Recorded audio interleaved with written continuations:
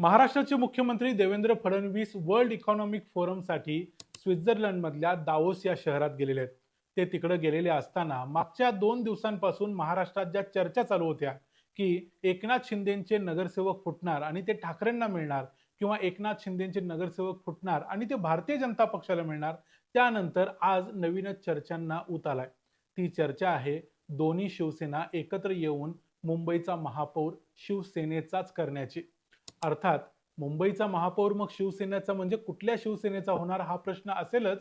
पण या चर्चांना जोर आणलाय तो संजय राऊत यांनी. संजय राऊत यांनी आज जी पत्रकार परिषद घेतली त्या पत्रकार परिषदेत ते म्हणाले की मी ताज लँडसेंड या हॉटेलमध्ये जाणार आहे, तिथं मला जेवायला जायचं आहे, त्याचा वेगळा काही अर्थ काढू नका, पण अजूनही सगळे पत्ते खुले आहेत, असं त्यांनी त्यांच्या पत्रकार परिषदेत सांगितलं. आणि त्यामुळं असं वाटायला सुरुवात झाली, काही न्यूज चॅनलने तर असं सांगायला चालू केलं की अशा पद्धतीची एक भेट संजय राऊत आणि एकनाथ शिंदे यांच्यामध्ये झालेली पण आहे.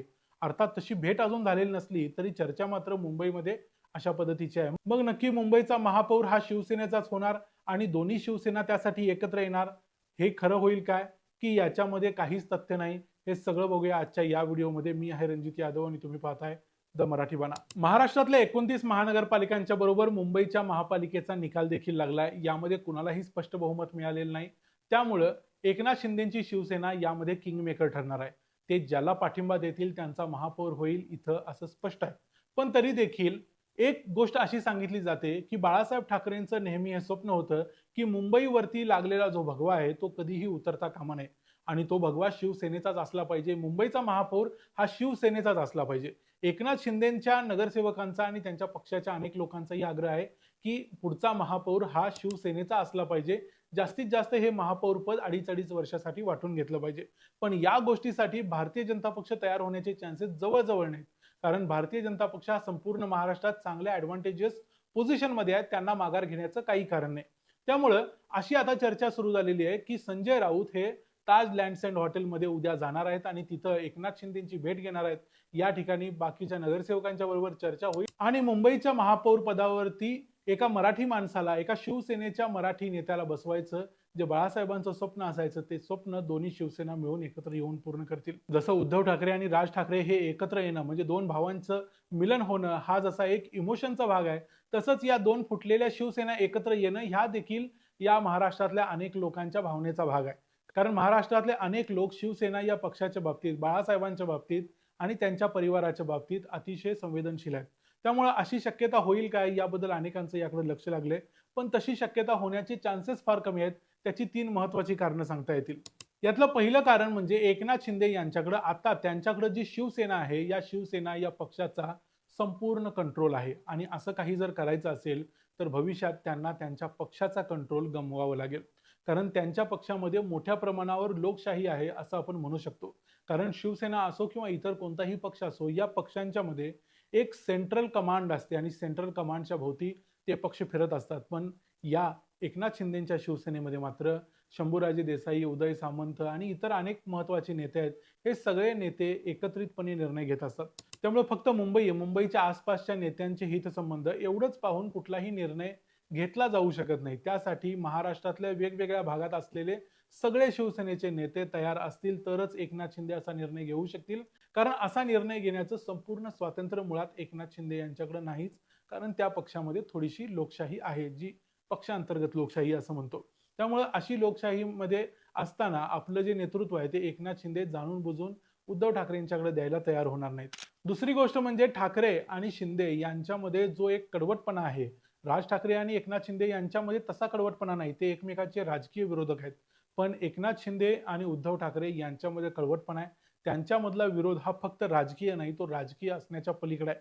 जसं राणे विरुद्ध ठाकरे अशा पद्धतीचा एक इतिहास आहे असं परवा देवेंद्र फडणवीस म्हणाले, तसाच प्रकारचा ठाकरे विरुद्ध शिंदे हा देखील एक इतिहास आहे. यामध्ये अनेक वेळा आपण ऐकलंय की उद्धव ठाकरे एकनाथ शिंदेंना मिंदे याच शब्दात बोलतात. त्यामुळे असा कडवटपणा आल्यानंतर महाराष्ट्रातले इतर जे महत्वाचे नेते मंत्री आहेत, दीपक केसरकर असतील, शंभूराजे देसाई, उदय सामंत वगैरे, या सगळ्यांच्या बद्दल शिवसेनेच्या मनात प्रचंड राग आहे. त्यांचा गद्दार असाच उल्लेख केला जातो. या सगळ्या गोष्टी समोर जर ठेवल्या तर हे नेते आपली जी ऍडव्हान्टेजेस पोझिशन आहे, आता सध्या जे बेनिफिशियरी आहेत ते सत्तेचे, हे सगळं सोडून हा कडवटपणा विसरून शिवसेनेच्या उबाठा गटाबरोबर एकत्र येतील फक्त मुंबईच्या महापौरपदासाठी असे कोणतेही चान्सेस नाहीत. तिसरी गोष्ट म्हणजे एकनाथ शिंदे यांचे महाराष्ट्राच्या सरकारमध्ये मोठे हितसंबंध गुंतलेले आहेत.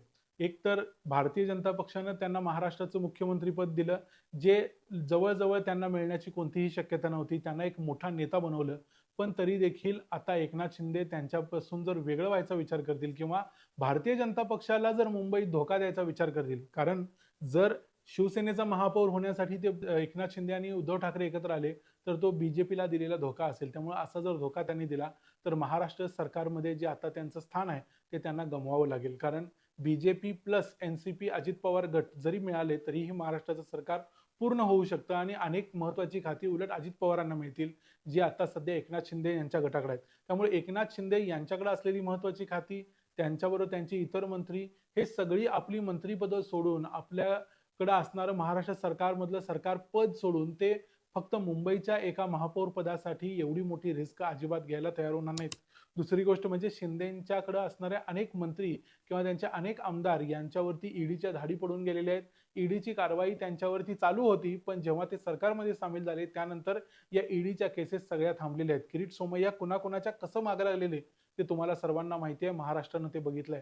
त्यामुळं एकनाथ शिंदे फक्त मुंबईच्या महापौर पदासाठी एवढी सगळी मोठी रिस्क घेऊन विरोधी बाकावरती जाऊन बसायचं धाडस करणार नाहीत. ते त्यांना परवडणार नाही. भारतीय जनता पक्ष हा आता भारतातला सर्वात जास्त पॉवरफुल पक्ष आहे, महाराष्ट्रातला सुद्धा, आणि त्याच्या विरोधात जाऊन असं काहीतरी करणं म्हणजे एक प्रकारचा पॉलिटिकल सुसाईड ठरेल. त्यामुळे एकनाथ शिंदेनी आता आपले नगरसेवक जे ताज लँडसेंड या हॉटेलमध्ये नेऊन ठेवले आहेत, ते म्हणतायत की तिथं मार्गदर्शन शिबिर चालू आहे किंवा कुठली तरी कार्यशाळा चालू आहे. हे सगळं जरी असलं तरी यामध्ये कुठलीही दोन्ही सेना एकत्र येण्याची शक्यता नसली तरी एकनाथ शिंदेचे नगरसेवक फुटण्याची शक्यता मात्र जरूर आहे. महाराष्ट्राच्या राजकारणात कोण फुटू शकणार नाही आणि कोण फुटेल याच्याबद्दलची कुठलीही गॅरंटी कधीच कोणी देऊ शकत नाही. त्यामुळे एकनाथ शिंदेचे नगरसेवक फुटणं ही शक्यता आहे आणि त्यासाठी ते पाहिजे ती खबरदारी सध्या घेत आहेत. त्यामुळे देवेंद्र फडणवीस पुढे गेलेले आहेत दावोसला स्वित्झर्लंडमध्ये. त्यावेळी त्यांच्या पाठीमागं अशी काहीतरी घटना घडेल आणि एकनाथ शिंदे आणि सेना एकत्र येतील अशी शक्यता जरी नसली तरी एकनाथ शिंदेचे नगरसेवक फोडून उद्धव ठाकरे, राज ठाकरे आणि काँग्रेस तिघजण एकत्र येऊन महाराष्ट्रातल्या आर्थिक राजधानीमध्ये म्हणजे मुंबईमध्ये आपली सत्ता कायम करू शकतात. हे चान्सेस आहेत आणि ह्या चान्सेसला टाळण्यासाठी सध्या एकनाथ शिंदे आपल्या नगरसेवकांना घेऊन तिकडे बसलेले आहेत. त्यामुळं दोन्ही सेना एकत्र येतील का या प्रश्नाचं उत्तर मला तरी वाटतं नाही. पण राजकारणात कुठल्याही चान्सेसला कधीही नाकारून चालत नाही.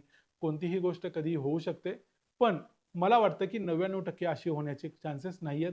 तुमचं असं काही होईल त्याबद्दल तुम्हाला काय वाटतं ते आम्हाला कमेंट्समध्ये सांगा. व्हिडिओ आवडला असेल तर व्हिडिओला लाईक करा, चॅनलला सबस्क्राईब करा. पुन्हा भेटू पुढच्या व्हिडिओमध्ये. तोपर्यंत पाहत राहा द मराठी बाणा. जय हिंद, जय महाराष्ट्र.